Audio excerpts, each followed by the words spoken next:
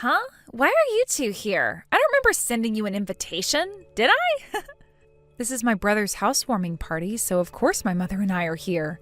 We don't need an invitation. We have every right to attend, especially considering that we already spoke with him and everything about it. Oh, really? Well, just to remind you, this is also my house, okay? I really don't want uninvited guests just waltzing in here like they own the place. I mean, I was genuinely shocked when I saw you on the intercom screen. Regardless, my brother will welcome us warmly, so it's not really an issue, is it? There's nothing for you to worry about. Can we move past this now? What's with that tone of yours, acting all high and mighty like that? Let me tell you something. Even if Dan welcomes you with open arms, this house is not the kind of place for people like you, poor and unrefined. Excuse me? I'd like some clarification on what you mean by that. Just take a good look around. This house is what you'd call a mansion, right? It's not something you'll ever experience in your lifetime. Someone like you who spends all day doing manual labor wouldn't even dream of living in a place like this. Do you disagree? Whether this house is a mansion or not isn't the point. What matters is that this is my brother's home, so I have every reason to visit. I don't need to justify myself to you. Let me make something clear. Dan is an extraordinarily successful man. And then there's you. Compared to him, you're just a low-income, uneducated nobody. Honestly, with such a disparity between the two of you, it's as though the blood ties between you have been severed. What exactly are you trying to imply here? Are you saying something about our relationship as siblings? I'm saying that when there is a big gap between siblings, it's only natural that the connection fades. In fact, I'd say the difference between Dan and you is so vast, it's like the two of you aren't even related anymore. I don't think it's up to you to decide something like that. Blood ties don't just vanish because you feel like they should. Oh, come on, don't take it so seriously. I was obviously joking, okay? It's just that people like you, who live paycheck to paycheck, don't seem to understand humor. Right, if you're done with your so-called humor, I'd like to go inside and see my brother now. Could you please let us in? Oh, fine. If you insist on being here, I won't stop you. Go ahead and come in. I'll unlock the door for you. Thank you. I appreciate it.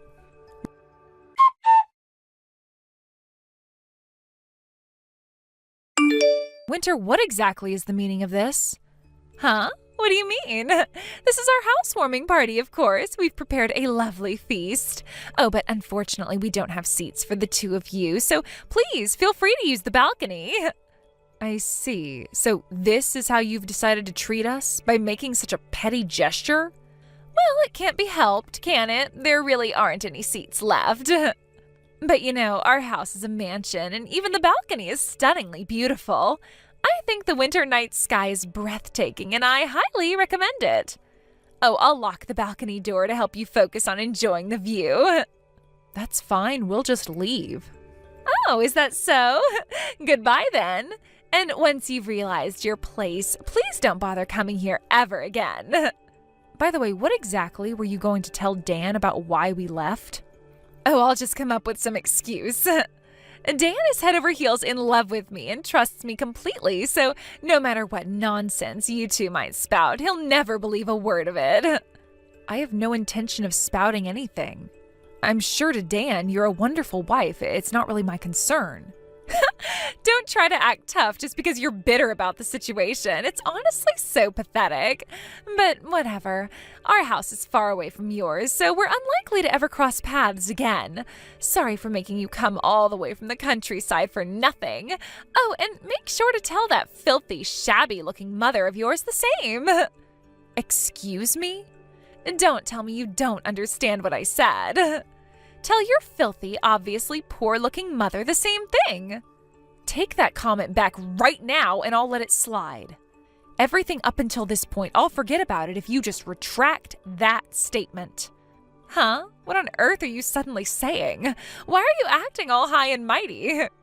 Apologize and take back what you said. That's all it will take to resolve this. Why on earth would I apologize? Are you stupid? If I apologized to someone as lowly as you, my very soul would rot away. So you're refusing to apologize? Got it. Well then, don't say I didn't warn you.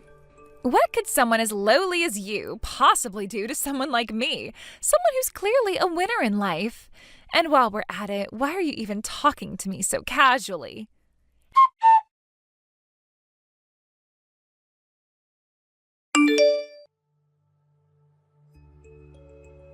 Hey, pick up the phone already. I have been calling you over and over again. Oh, sorry, I didn't hear it ringing. The noise around here is kind of loud right now. Wait, what? 300 calls? That's insane. No, this is way beyond insane. This is your doing, isn't it? What exactly are you talking about?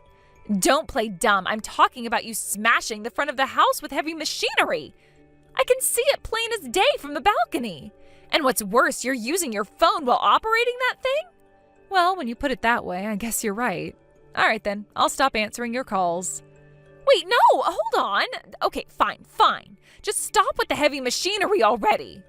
For the record, I'm sitting in the passenger seat right now. I'm not the one driving, so you can relax. Do you seriously think you can get away with something like this?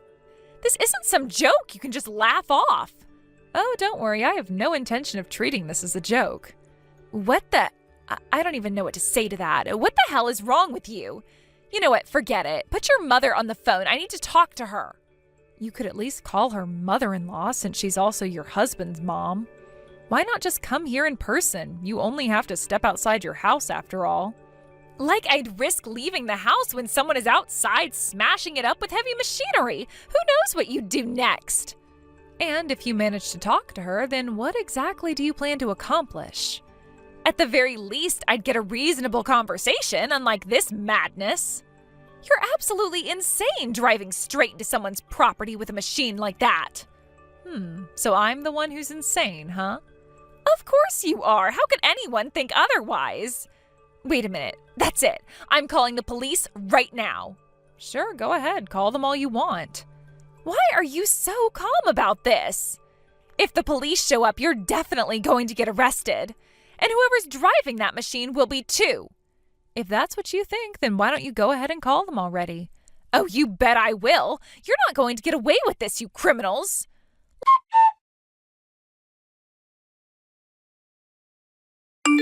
Looks like the police have arrived. Serves you right. I hope they slap handcuffs on you and drag you away. You better look forward to paying a hefty amount in damages and compensation.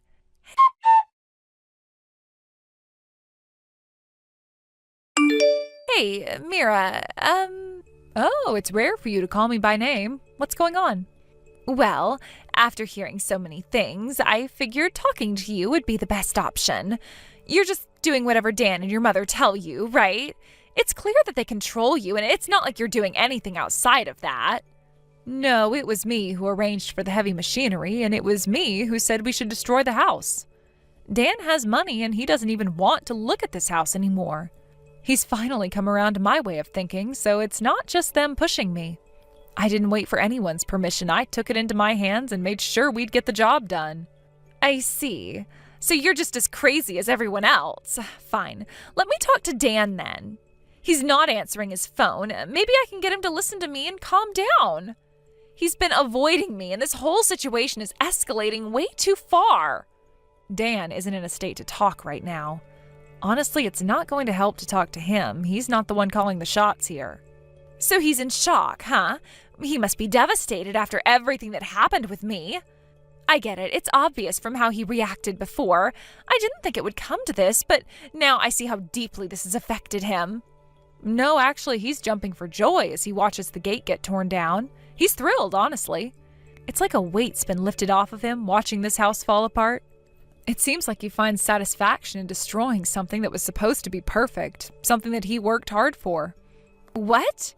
It seems like he gets some satisfaction from watching something that's newly built get destroyed. The whole thing just seems to be an outlet for him. Maybe it's a way of letting off steam after everything else that's been building up. Honestly, it's surprising, but also it's not the worst thing to happen right now. I see. So I've ended up marrying into a completely dysfunctional family. It's so messed up, all of this. Every single thing we're doing now is way beyond normal.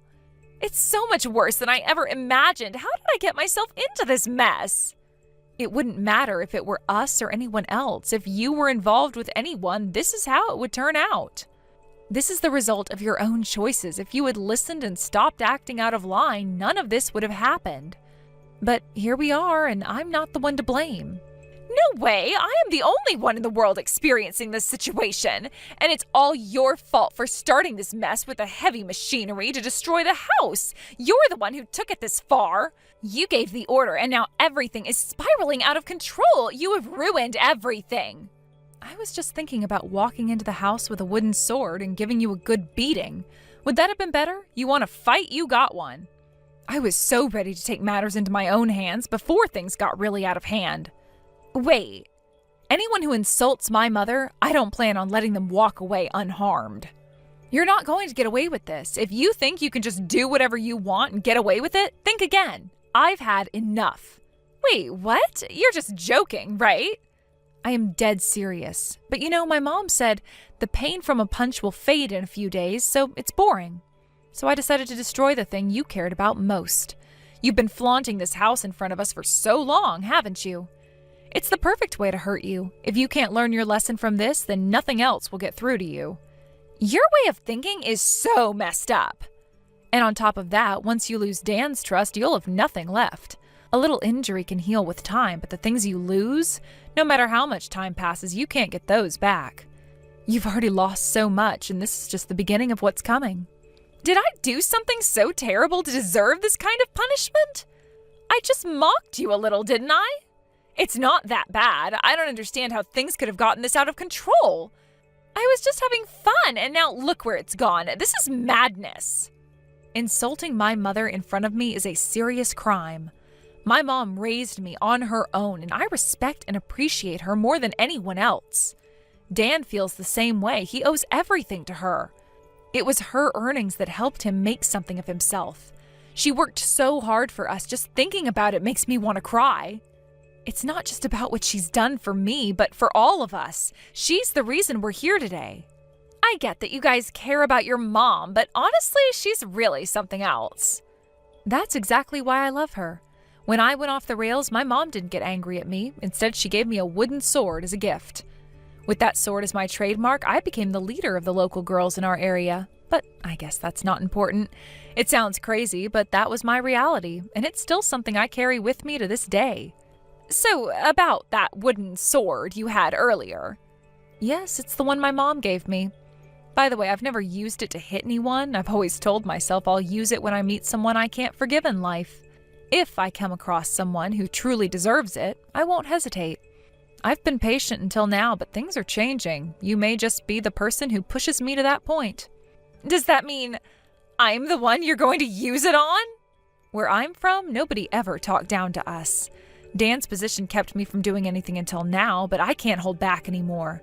You pushed me to this point, and now there is no going back. Wait, please forgive me. Please don't hit me. You don't deserve to have this sacred wooden sword swung at you. I don't want to commit any unnecessary sins either. I want to avoid violence, but you've left me with no other choice. If you don't listen to reason, this is where we end up.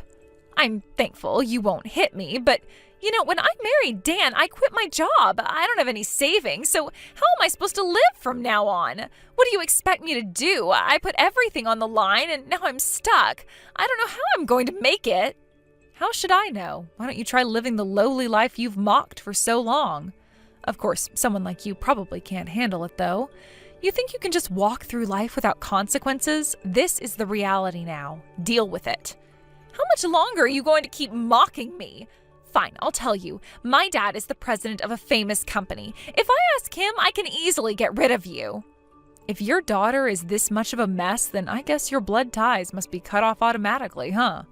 Don't you dare mock me. I'll never forgive you, Dan, or your mother. I'll make you regret trying to stand up to me, you lowlife. Oh, so that's how it's going to be. What? What did you do? What? What do you mean? Did you get locked out on the balcony? You know exactly what you did. You locked the door from behind, didn't you? Open it now. You're the one who said lowlifes should go to the balcony, right? Well, that's where you belong now, since you're about to become one.